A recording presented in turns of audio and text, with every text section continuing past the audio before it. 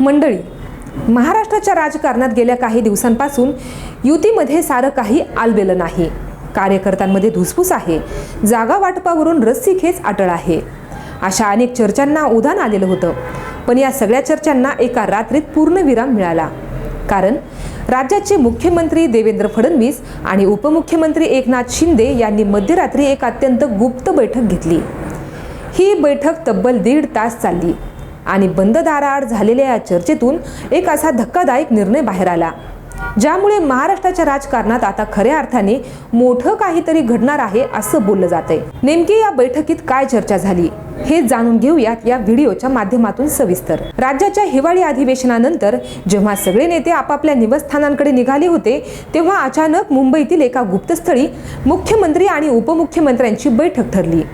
वेळेचं बंधन नव्हतं, प्रसिद्धीचीही पर्वा नव्हती, फक्त आगामी निवडणुकीची चिंता होती. मुख्यमंत्री फडणवीस, उपमुख्यमंत्री शिंदे यांच्यासोबत भाजपचे प्रदेशाध्यक्ष रवींद्र चव्हाण, त्याचबरोबर पक्षाचे महत्त्वाचे नेते चंद्रशेखर बावनकुळे देखील यावेळी हजर होते. मंडळी, ही बैठक केवळ एक चर्चा नव्हती, तर येणाऱ्या निवडणुकीसाठी महायुतीचं भविष्य ठरवणारी होती. राज्याच्या राजकारणात इतक्या रात्री इतके मोठे नेते एकत्र येतात तेव्हा काहीतरी मोठं शिजतंय हे निश्चित. या बैठकीतून बाहेर आलेली सर्वात मोठी आणि अंतिम बातमी म्हणजे महाराष्ट्रातील आगामी सर्व महापालिका, नगरपालिका आणि सर्वात महत्त्वाचं म्हणजे जिल्हा परिषदेच्या निवडणुका महायुती म्हणून एकत्र लढण्याचा महत्त्वपूर्ण निर्णय घेण्यात आलेला आहे. आता कोणताही पण नाही, परंतु नाही, फक्त एकत्र, असा स्पष्ट संदेश या बैठकीतून कार्यकर्त्यांना देण्यात आलाय. मुंबई, ठाणे यासारख्या मोठ्या शहरांपासून ते अगदी ग्रामीण भागातील जिल्हा परिषदेपर्यंत जिथे जिथे निवडणूक होईल तिथे तिथे एकत्रित ताकद दाखवण्याचा महायुतीचा हा मास्टर स्ट्रोक आहे. सूत्रांकडून मिळालेल्या माहितीनुसार सर्वोच्च न्यायालयाच्या आदेशानुसार राज्य सरकार येणाऱ्या निवडणुका वेळेवर घेण्यास कटिबद्ध आहे. याचाच अर्थ महाराष्ट्रातील रखडलेल्या महापालिका, नगरपालिका आणि जिल्हा परिषदेच्या निवडणुका आता कोणत्याही क्षणी जाहीर होऊ शकतात.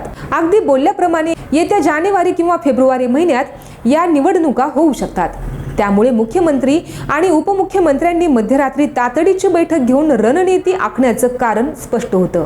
कार्यकर्त्यांना आता सुस्त राहून चालणार नाही, कारण निवडणुका आता दारावर आलेल्या आहेत. एकत्र लढायचं हे ठरलं, पण जागा वाटप हा राजकारणातला सर्वात गुंतागुंतीचा विषय असतो. गेल्या काही नगरपालिका निवडणुकांमध्ये युतीच्या घटक पक्षांपेक्षा काही ठिकाणी मतभेद आणि कटुता निर्माण झाली होती.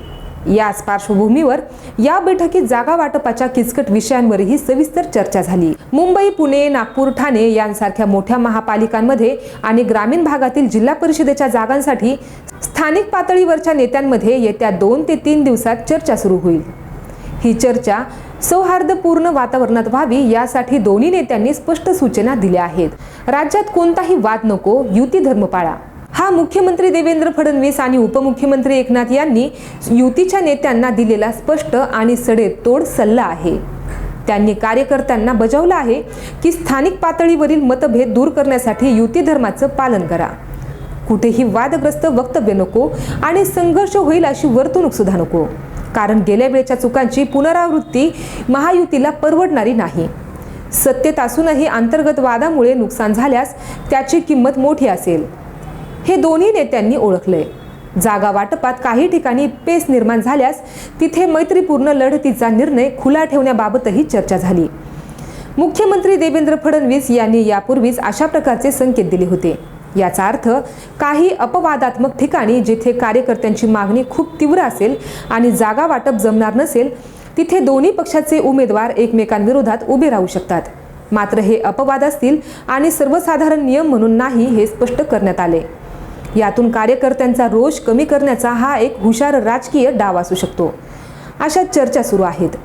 बैठकीत एक भावनिक संदेशही देण्यात आला. अलीकडील नगरपालिका निवडणुकांमध्ये महायुतीच्या घटक पक्षांमध्ये झालेले काही वाद किंवा कटुता आता संपलेली आहे. झालं गेलं विसरून पुन्हा नव्या दमाने कामाला लागायचं आहे, असा स्पष्ट संदेश देत नेत्यांनी कार्यकर्त्यांना सकारात्मकतेने काम करण्याची सूचना दिलेली आहे. राजकारणात गंभीर क्षणी जुन्या गोष्टी उकरून काढण्यात वेळ घालू नका, असा कडक दमही यावेळी देण्यात आलाय. हा संदेश कार्यकर्त्यांमधील नकारात्मकता काढून टाकण्यासाठीचा गरजेचा होता. येणाऱ्या निवडणुका मोठ्या स्तरावर होणार आहेत, त्यामुळे खर्चांचं गणितही खूप मोठं असणार आहे. या बैठकीत निवडणुकांसाठीच्या आर्थिक नियोजनावर देखील चर्चा झाली। प्रत्येक महापालिका आणि जिल्हा परिषदेसाठी आवश्यक असलेला निधी आणि त्याचा विनियोग कसा करायचा यावर दोन्ही पक्षांच्या नेत्यांनी विचारमंथन केले। निवडणुकीसाठी लागणाऱ्या मॅनेजमेंट आणि रिसोर्सेस बाबतही बैठकीत सविस्तर रूपरेषा तयार करण्यात आली आहे। मंडळी, महायुतीचं लक्ष अगदी स्पष्ट आहे। आगामी महापालिका, नगरपालिका आणि जिल्हा परिषद निवडणुकीत जास्तीत जास्त जागा जिंकून एक हाती सत्ता मिळवणं, विशेषतः मुंबई आणि ठाणे या राजकीय केंद्रस्थानांसोबतच महायुतीची सत्ता आणणं, हा एकनाथ शिंदे आणि देवेंद्र फडणवीस यांचा प्राथमिक उद्देश आहे।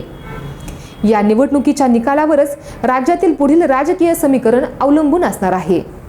मुख्यमंत्री देवेंद्र फडणवीस आणि उपमुख्यमंत्री एकनाथ यांची ही मध्यरात्रीची गुप्त बैठक महाराष्ट्राच्या आगामी राजकारणाची नांदी आहे। या बैठकीमुळे महायुतीत असलेली संभ्रमता दूर झालेली आहे आणि कार्यकर्त्यांना एक दिशा मिळालेली आहे। आता दोन्ही पक्षाचे कार्यकर्ते नव्या जोमाने, एकत्रित ताकदीने निवडणुकीच्या मैदानात उतरतील हे स्पष्ट झाले। पण मंडळी, वरिष्ठांची बैठक झाली असली तरी ग्रामीण भागात यावर एकमत होईल का हे पाहणं महत्त्वाचं ठरणार आहे। याबाबत तुम्हाला काय वाटतं आम्हाला कमेंट्समध्ये नक्की सांगा। धन्यवाद।